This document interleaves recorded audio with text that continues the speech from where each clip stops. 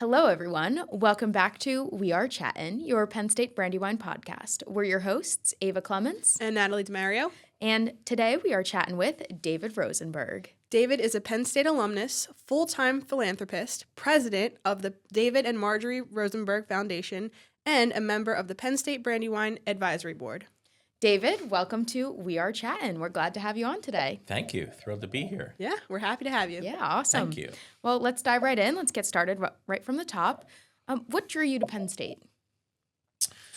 Well, I guess that's kind of an interesting story. I feel like I really didn't have a choice. I graduated high school in 1970 and was looking for a large school. I remember taking a visit with my folks and another friend and his parents, and we traveled from Temple University, started in Philly, to Penn State, to Pittsburgh. Wow. And those were my three choices.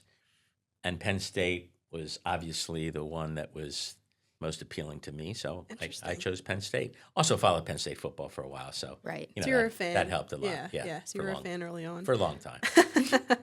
Well, we're glad that you landed at Penn State. Yeah. Thanks, me yeah, too. that's awesome.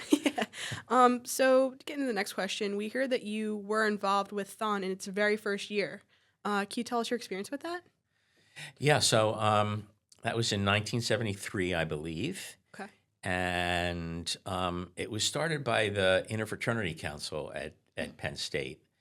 And the idea was the president of the Interfraternity Council decided that he wanted to have a community event to give back to charity, to give back to the community. So he wanted to duplicate the dance marathons that were held in the 1920s and 30s. Okay.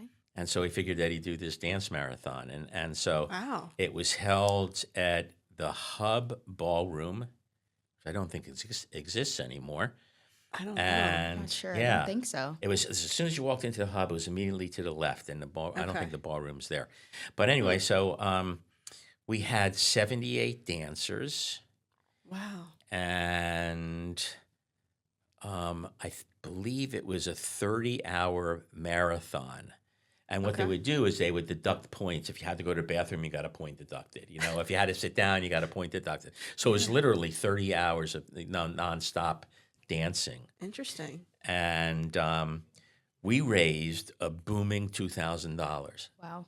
That's crazy. For the first event. year. Yeah, Oh first my gosh. first year. And I was involved because it was a fraternity event. I was a fraternity guy, and I was the one that was selected to raise money from the fraternity, and we raised $95 from all the guys in the fraternity. I love Now it. remember I that was love like it. 1973, so that Yeah, was, you so know, it was a little figure bit what those more. dollars Yeah, are yeah. today, right? Exactly. So- and I mean, you got to start Yeah. somewhere. Right, You do. exactly. You do. You do. Yeah. We mentioned in your introduction that you are a philanthropist. So what got you interested in pursuing that? So I got married a little bit later in life. I was 37 when I got married. Had our first child when I was 38, and then 41 and 44, respectively. And I started thinking about what type of worlds I wanted them to live in. We kind of screwed things up for you guys, my generation. So, how to make it a little bit better. And one thing I thought of was giving back, So I just thought that was really important to leave the world a little bit better than we had left it. And so I wanted to, give back, and felt it was a kind of an obligation. Yeah, absolutely. And we thank you for that. Mhm. You know, your Yeah. efforts are they really make a change around here, so we appreciate it. Well, thank Yeah. you. Yeah. I get much more than I give.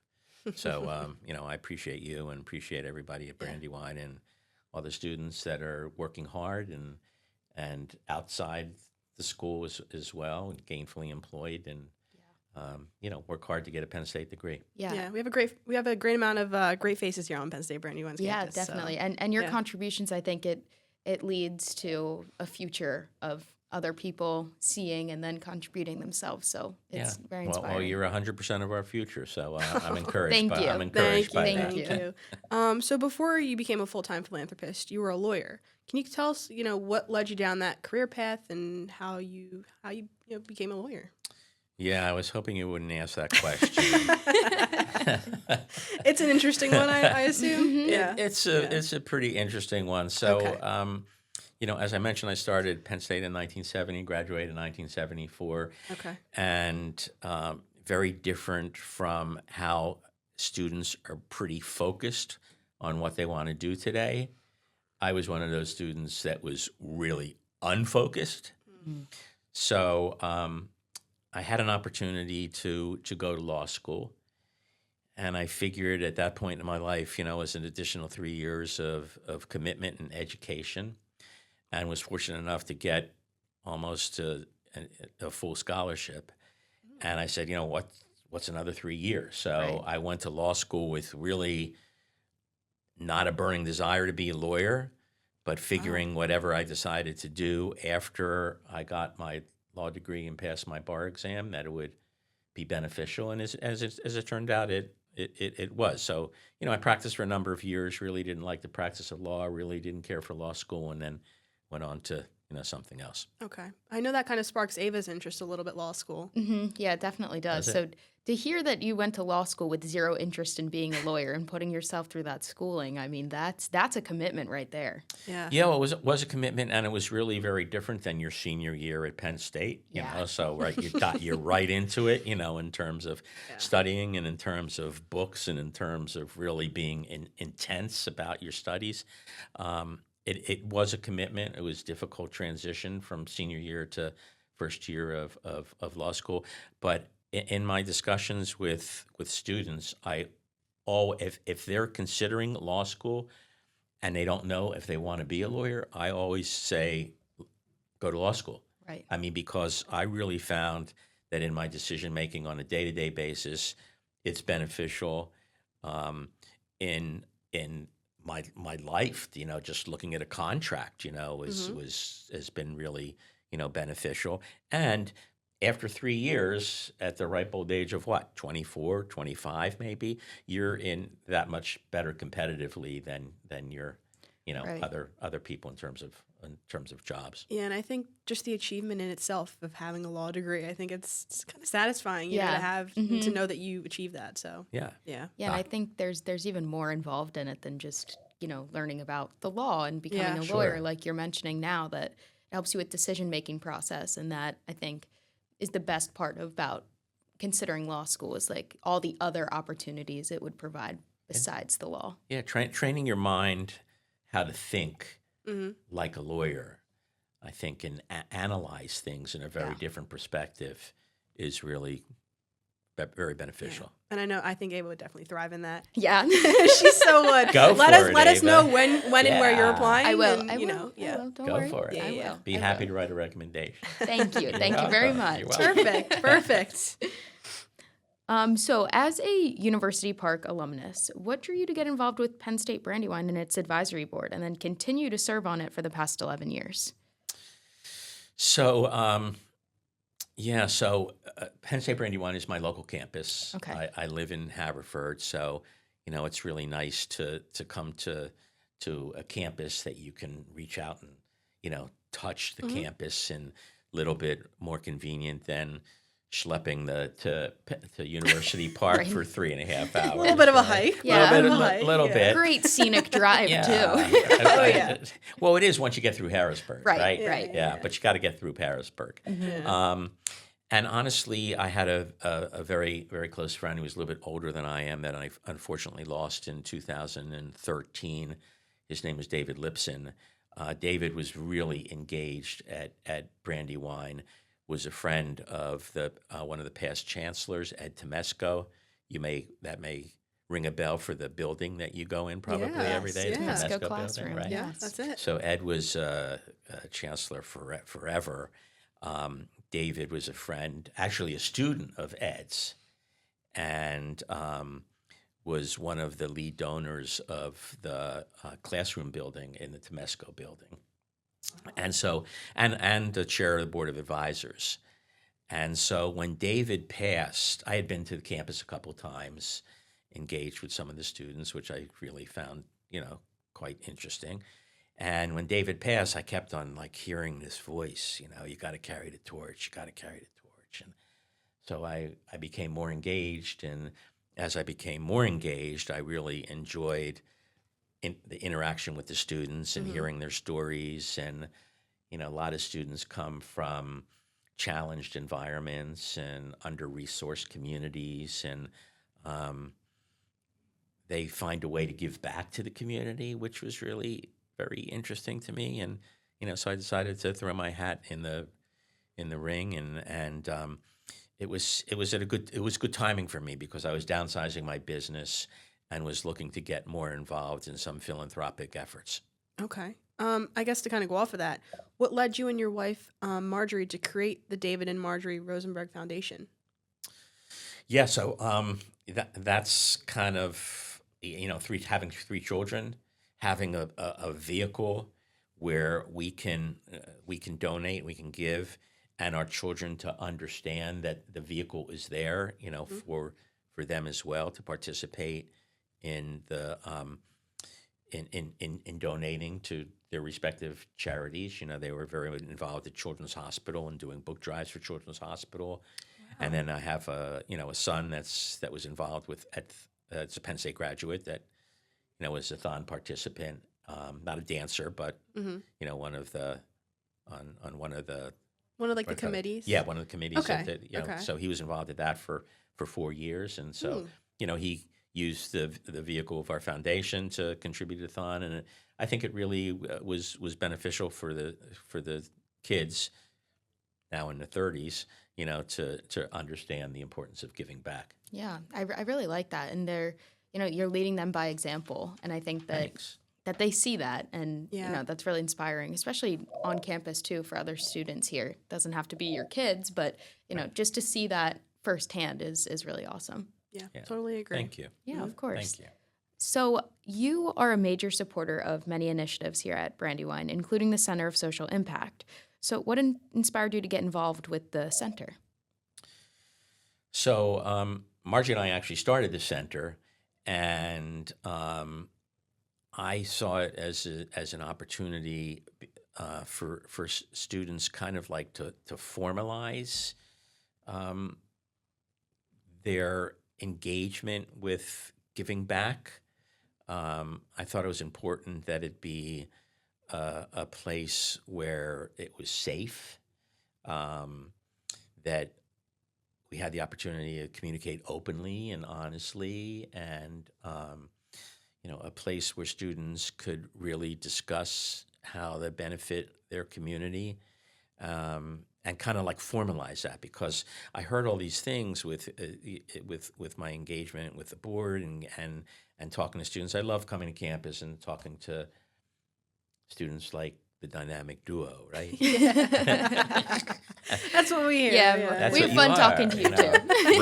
Robin and Batman. Oh my right? gosh. Yeah. Well, we always get excited when you come on campus Yeah. too, Dave. Thanks. Yeah, Yes. we do. Thanks. Well, I really get a lot from coming to campus, and it's really, I mean, I do a lot of work at Children's Hospital too. Okay. So one of my first trips to Children's Hospital is they took me through the NICU, the neonatal intensive care unit. I've been a volunteer for 30 years, once you go there. And so I kind of analogize that to Penn State. Brandywine, if you come on campus, meet our students, engage with our students, we've got a sale, right? People want to be engaged. So, coming to campus is a real adventure for me every time. I learn something new every time, and Yes. meet new students, and that's what it's all about. And hopefully, I can pay it forward and help them in their in their education and in life. Yeah, Yeah, well, it's always a absolutely. treat to see you on campus. Thank David. you. Yeah, Thank you. for sure. It's a pleasure to be here. So I guess outside of philanthropy, what are some of just your hobbies? So I'm a big golfer. Oh, interesting. Okay. Yeah. Okay. I'm a big golfer. My dad was in the retail business, and Dad used to come home. Mom put a hot meal on the table every night. just like we do tonight. Just like we do today, right? Yeah. Yeah, right. Yeah. I come home and Margie has that hot meal waiting for me, right? And so he would come home, go back to work, but so my time with him was somewhat limited. But on the weekends, he played golf. So the way I would engage with Dad was I became interested in golf. Through golf. So I would caddy for his foursome on Saturday and Sunday, and then we go out and hit the ball around for like 9 holes, and so that became an interest. Caddying was interesting back those days. I don't know if you're familiar with golf at all. They have these bags that stand up. Yeah, and, they kind of light. Mm-hmm. They didn't have them back then. No stands. Wow. So you had to schlep around these bags and you're dragging them all around. Oh, in the heat, picking them up, and I'm not a tall guy, so that's why I have rounded shoulders these days. At least that's what my chiropractor says, right? Yeah. Wow. Well, do you have like a favorite course that you've played on? I was just gonna ask that. Yeah. So I love to travel with my buddies. That's my getaway time. Margie gives me the flexibility of getting away with my friends, which I appreciate. Yeah. She also has the flexibility too. Good. But more the spa flexibility. Right. Yeah. I understand. Right. You gotta have your you thing. get that. Yeah, You've got golf. Right. She's got the spa. Right. Exactly. Yeah. So Pebble Beach is always a great, fantastic place to be at, and it's just. I like to say that God plays golf there, because you look out at the water and it's just so pristine. And I can imagine. Just really, incredible. And that's great. And it's the middle of California, and it's really, really Wow. great. So I love golf. I love, I love to read. Oh. So I like to do that. That's my thing to do in the morning. Okay. With Cooper, our Portuguese water dog, hanging on my couch. Cooper. Yeah, Cooper. That is so cute. Oh, Yeah. Cooper's the best. You should have brought Cooper today. Yeah. Oh, well, next time I will. Yes, I yes. didn't realize that he was welcome Ask on him. campus. Yes, We'll have to absolutely. bring Cooper in. Okay. We approve. Yeah. We approve. Yeah. All right, great. We'll make sure it happens. Yes. Right. Do I have to check that out with the chancellor, or do I just tell him that Natalie and Ava said it's okay? Oh, actually, no. We'll get back to you on that one. Yeah. All right. Yeah. What kind of genres do you like to read? I'm a big reader as well. You So. are? Ava's a Yes. big fan. Yes. love So, reading. I like fiction and nonfiction. I like self-help books. I just read Mel Robbins' book. Let Them. Let them. I was Yeah. looking into that. Yeah. It's a good book. Should I read it? I think so. Yeah, it's a great book. Okay. Yeah. Yeah. She's awesome. The audio version of it as well is Yeah. also pretty good if you're like driving or in the car. But Well, her podcast is good too. Yeah, her I see some podcasts are clips great, on. aren't they? Yeah. Yeah, I like her a lot. I like her story too. So Yeah. it's a really great story. She wasn't, I think she's a lawyer too. yeah, she did go to law school. Really? Yep, she did. Yeah. She Not hated know it. I remember hearing that from one of her episodes. Wow. But yeah, she was. She was. And then a she and lawyer. her husband had a lot of financial problems, and so it's incredible just how she's taken off. Oh and yeah, really, and she's on tour now. She's speaking at a lot of conventions on panels, which is just awesome. And yeah, she's really great. I'll have to look into that book. It's the Let Them theory, right? Yes, Yeah, I thought Let so. Them. Okay. Yep. Yeah, I'll have to buy that. Well, how did your time at Penn State influence who you are today?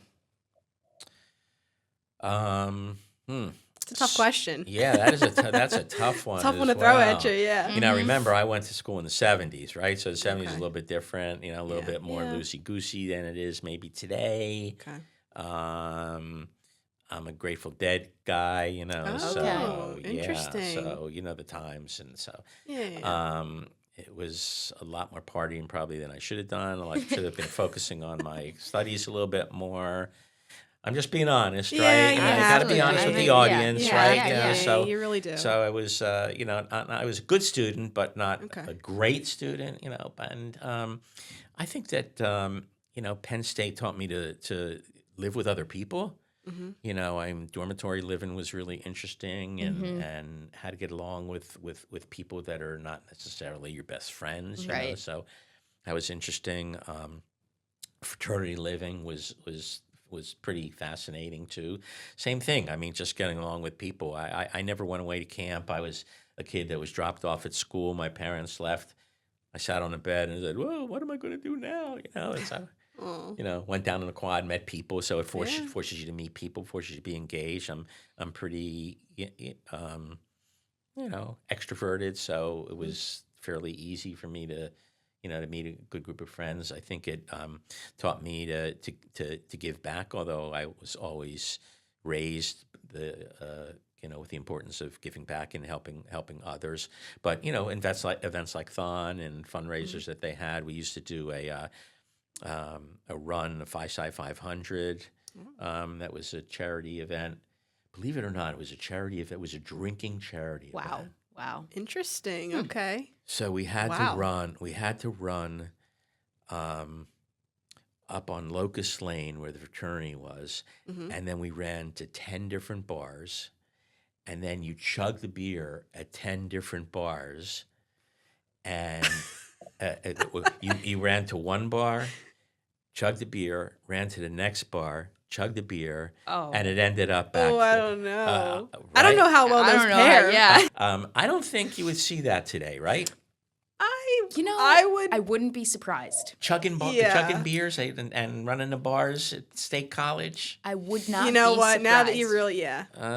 I'm not sure that would be a really a university sponsored. No, this would be like a fraternity student run. This would Student be, run, yeah, right? off the books. Yeah. Like, Totally off the books. yeah.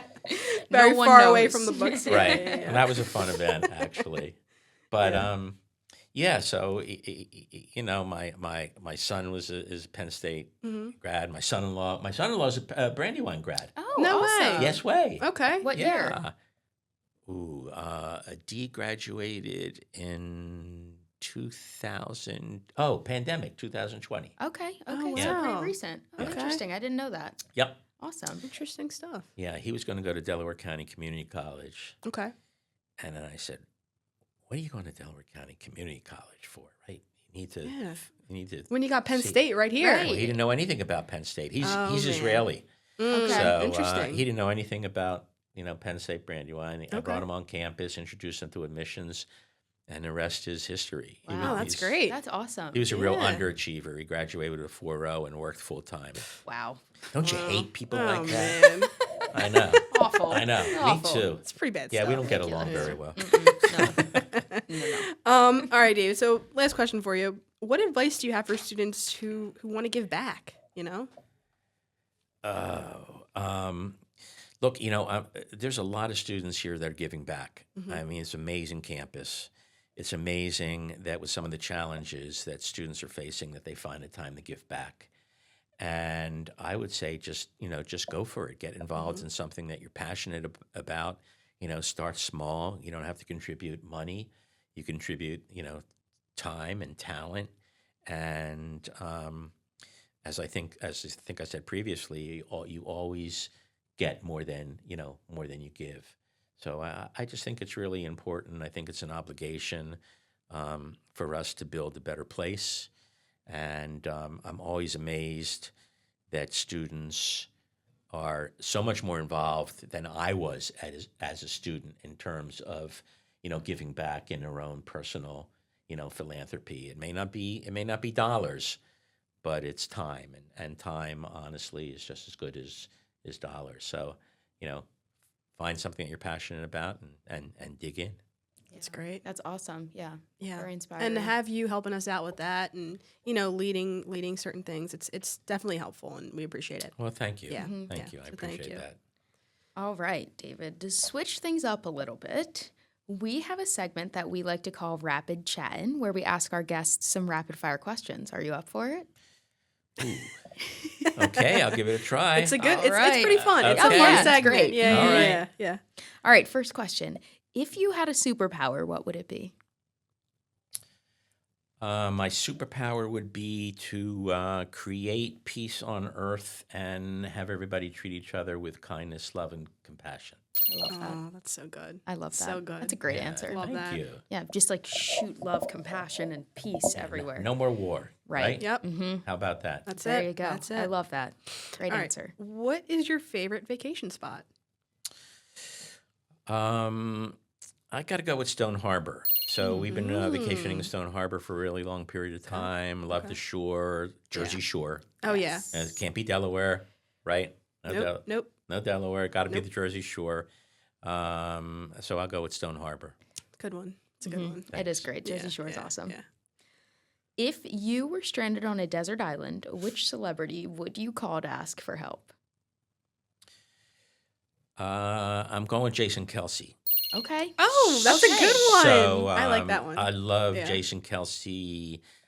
He's building a house that's really close to where I live, so I like kind of sneak around every day to see what's Oh, doing. check it Maybe I out. can Yeah. see him, and give him a fist bump and That'd be cool. tell him how much I love Yeah, him and yeah, how much we yeah. miss him on the Eagles, right? I know. And he's got to be a fun guy to hang out with, have a beer, and For sure. he's got to figure out something, a way to get off the island, right? Yeah. I mean, Oh. he's got. Yeah, I'm Right. sure. Yeah. And you know what? He's a big Jersey Shore guy here. Yeah, so I know.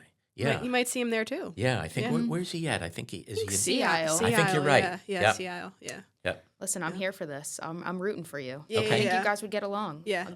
I'll do what I can. I'll pull my strings on my end. Thanks, and I see if appreciate can that. help out in any way. I'll assist Right. if I can. I'll have my but- people talk to his people. Okay. Yeah. We'll Sounds see. We good. can We'll pull see. something off. Yeah. Sounds good. All right. Lastly, if you were to have a biopic of your life, who would you want to play you? I'm going with Al Pacino. Oh, that's a classic. Yeah. Al Pacino, the Oh, yeah. Godfather, There you right? go. I mean, Yep. he's got. I love the. I mean- I love it. Yeah. Yeah. That's Yeah. a Great good answer. one. That's a good one. Perfect. Thanks. Well, David, thanks for coming on the podcast today. Really had a whole bunch of fun, hearing all your insight. And I think our listeners will really get a lot out of this conversation. So thank you so much. Well, thank you, ladies. thank It was you. really great to Yeah. join you. It was really Yeah. great to be on a podcast. Always wanted to be on a podcast. There you Yeah. go. Got to check that box off. Oh, Crossing yeah. it off Oh, the yeah. list. Next Next is Jason Kelsey. Yep. Right. Next is Jason Kelsey. Right. Correct. Well, maybe we can have Jason on next time. Yeah, Jason, if you're Jason watching. and Cooper. Yes. Jason and Cooper. Yes, Right. Yeah. Sounds great. Yeah. Got everyone. Awesome. Dave. I'll bring both. Yeah, Yay, perfect. Not the garage beer though, right? No. Okay. We'll leave that. We'll leave that for another time. Thanks, David. Thank you. Thank you. Thanks for tuning in. We are done chatting for today. This podcast was recorded in the Penn State Brandywine Makerspace Media Production Studio. We Are Chattin' was made possible by Penn State Brandywine Strategic Communications and the Brandywine Launchbox. Remember to like this podcast and stream it on wherever you get your podcasts.